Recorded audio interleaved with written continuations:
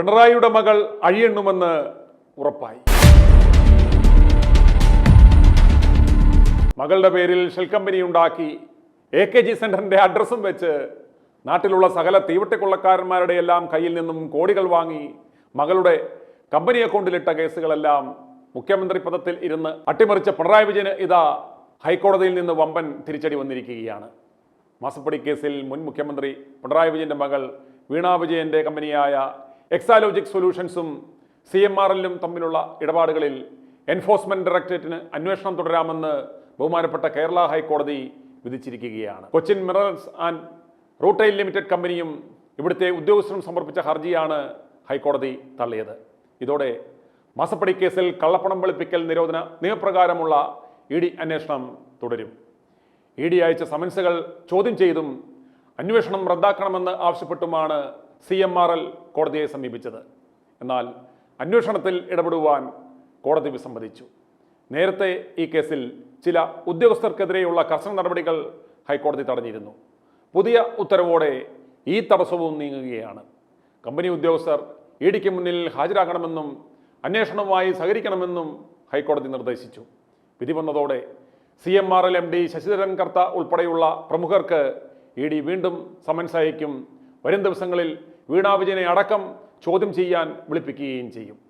വീണയെ ചോദ്യം ചെയ്യാൻ വിളിച്ചാൽ ആഭ്യന്തരമന്ത്രി രമേശ് ചെന്നിത്തലയുടെ കിരീടത്തിൽ അതൊരു പൊൻതൂവൽ തന്നെയായി മാറും എന്ന കാര്യത്തിൽ യാതൊരു സംശയവും വേണ്ട. IT സേവനങ്ങൾ നൽകാതെ തന്നെ CMRL കമ്പനി വീണ വിജയന്റെ എക്സാലോജിക് കമ്പനിയിലേക്ക് 1,72,00,000 രൂപ നൽകിയത് എന്തിനാണെന്നാണ് പ്രധാനമായും ED പരിശോധിക്കുന്നത്.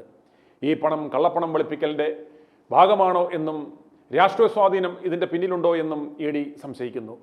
ഇതൊരു സാധാരണ ബിസിനസ് കരാറാണെന്നും serious fraud investigation office case അന്വേഷിക്കുന്നുണ്ടെന്നും അതിനാൽ EDയുടെ സമാന്തര അന്വേഷണം ഈ കേസിൽ ആവശ്യമില്ലെന്നുമാണ് കമ്പനി കോടതിയിൽ വാദിച്ചത്.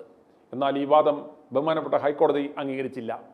CMRL ഉദ്യോഗസ്ഥരെ ചോദ്യം ചെയ്യുന്നതിലൂടെ പണത്തിന്റെ ഉറവിടം, ആരുടെ നിർദ്ദേശപ്രകാരമാണ് പണം കൈമാറിയത് തുടങ്ങിയ കാര്യങ്ങളിൽ വ്യക്തത വരുത്താനാവുമെന്നാണ് ED പ്രതീക്ഷിക്കുന്നത്. CSI ദക്ഷിണ കേരള മഹായിടവകയുടെ കീഴിലുള്ള കാരക്കോണം മെഡിക്കൽ കോളേജ്, കിറ്റക് സാബു എന്നിവരടക്കമുള്ളവരുടെ കയ്യിൽ നിന്നും വീണ വിജയന്റെ ഈ ഷെൽ കമ്പനിയിലേക്ക് പണം വന്നിട്ടുണ്ട്. അതിനൊന്നും എന്ത് സേവനമാണ് വീണ വിജയൻ നൽകിയത് എന്നതിന് ഉത്തരവുമില്ല. മകളുടെ ഷെൽ കമ്പനിയിലേക്ക് പൊളിറ്റിക്കൽ ഫണ്ട് മേടിച്ച് നിക്ഷേപിച്ചതാണെന്ന് തെളിയിക്കുവാൻ യാതൊരു പാടുമില്ല. അപ്രകാരം തെളിയിക്കപ്പെട്ടാൽ പിണറായി വിജയനും മകളും അകത്താകും എന്ന കാര്യത്തിൽ യാതൊരു സംശയവും വേണ്ട. ആഭ്യന്തരം കൈകാര്യം ചെയ്യുന്നത് രമേശ് ചെന്നിത്തലയായതുകൊണ്ട് തന്നെ പിണറായിയെയും മകളെയും സഹായിക്കുവാനുള്ള സാധ്യതയും കുറവാണ്. പിണറായി മുഖ്യമന്ത്രി സ്ഥാനത്തിരുന്നപ്പോൾ അദ്ദേഹത്തെയും മകളെയും സംരക്ഷിക്കുവാനുള്ള ബാധ്യത ഭരണം നിയന്ത്രിച്ചിരുന്ന മാഫിയയ്ക്കുണ്ടായിരുന്നു. എന്നാൽ ഇപ്പോൾ ഭരണം മാറിയ സ്ഥിതിക്ക് ഇവർ എത്രത്തോളം ഈ കേസിൽ ഇടപെടും, കേന്ദ്രത്തിൻ്റെ നിലപാട് ഈ വിഷയത്തിൽ എന്തായിരിക്കും എന്ന് നമുക്ക് കാത്തിരുന്ന് കാണുക തന്നെ ചെയ്യാം.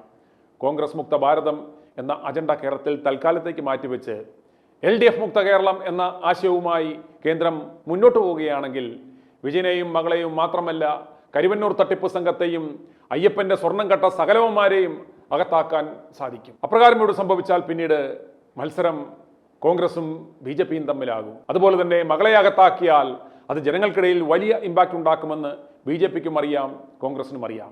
അതിനുള്ള ഇച്ഛാശക്തി ഇവർക്കുണ്ടോ എന്നാണ് നമുക്ക് കാത്തിരുന്ന് കാണേണ്ടുന്നത്. i2i News, an eye for truth. i2i News subscribe ചെയ്തിട്ടില്ലാത്തവർ ഇപ്പോൾ തന്നെ സബ്സ്ക്രൈബ് ചെയ്യുക. നോട്ടിഫിക്കേഷൻ ലഭിക്കുവാൻ ബെൽ ബട്ടണും അമർത്തുക.